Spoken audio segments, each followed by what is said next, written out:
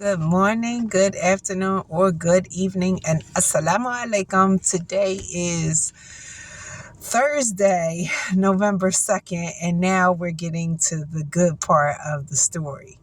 I think the first 5 videos were easy to do, but as you can see, it's about 10:30 at night. I'm in my car because this story was difficult to reflect on, difficult to share. It's a very personal story about my friends and I.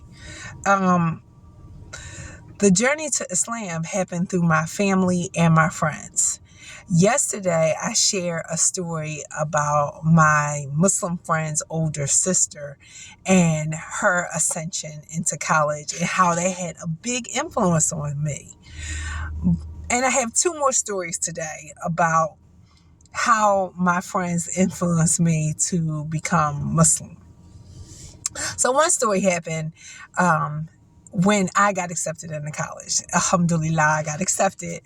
And my Muslim friend threw me her own personal trunk party.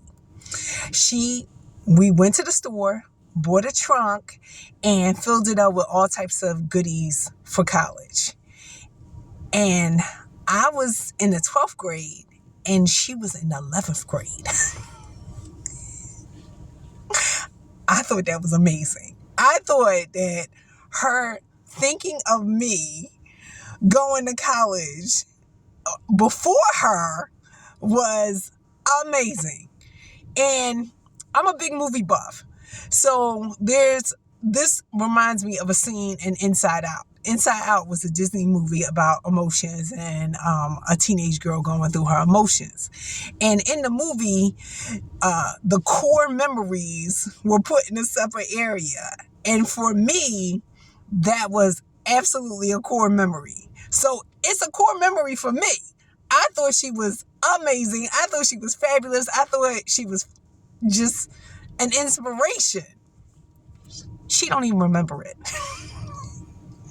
For her, she don't even remember it because it wasn't significant to her. But it was absolutely significant to me. And I just thought, wow, I wanted to have that type of consideration for somebody else. Because I think I was a little spoiled, but I couldn't really recognize that because I was the only child. So I thought that everybody just got what they wanted. I really did think that. So the second incident happened after my children were born.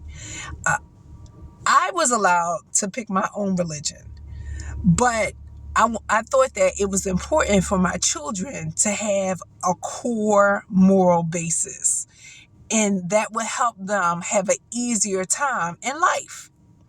So this was the second time Islam was calling to me, but I still couldn't answer it.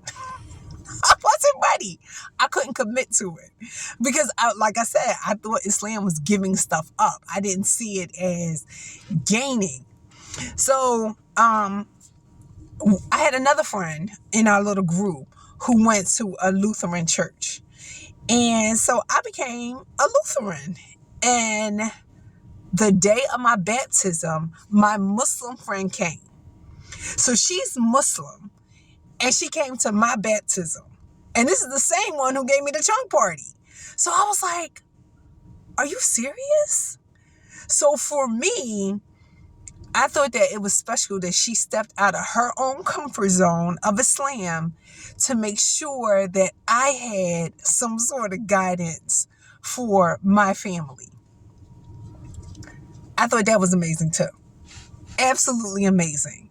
So I didn't see, and I still don't see, Islam and Christianity as, one or the other. I don't think that we should put labels on people and put them into these categories and say they should act like this. I'm not that type of person.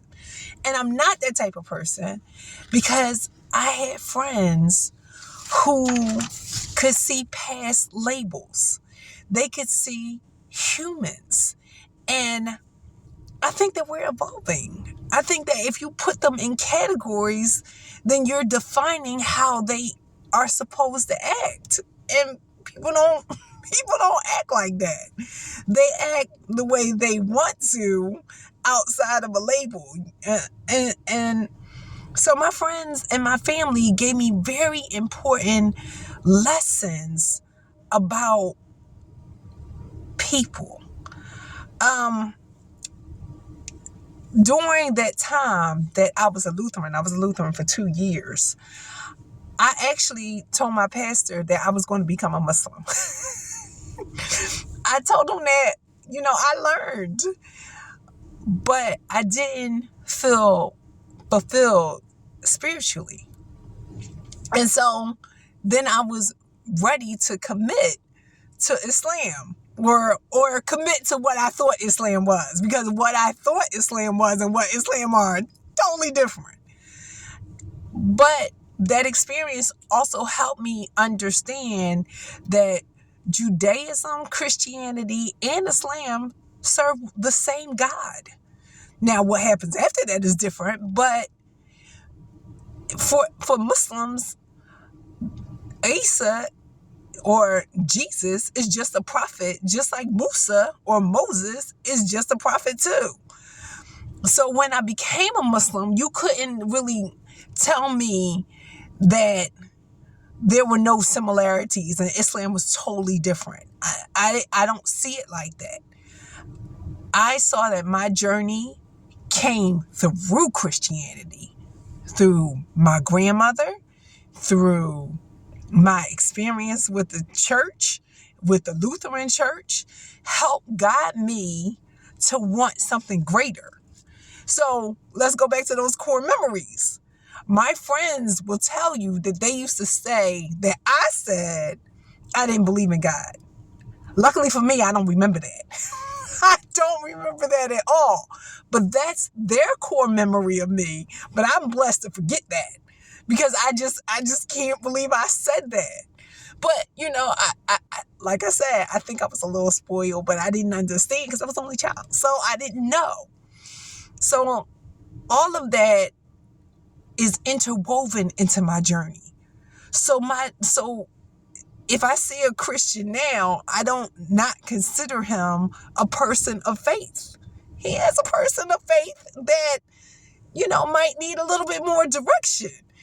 But I'm not a label maker. I am pro-Palestine, but that doesn't mean I'm anti-Semitic. I am pro-Native American, but that doesn't mean I'm not pro-Black. So I think that we gotta stop getting caught up in the labels and focus on humanity. That's the lesson I learned from my Muslim friends who allowed me to come when I was ready. It took me 20 years plus, but I came when I was ready to embrace the Islam I thought I was embracing. Totally different. So that's the story of my lessons for tonight. And this is my longest video at 8.5 minutes. So I'm getting more comfortable. Thank you for joining me. And assalamu alaikum. Good night.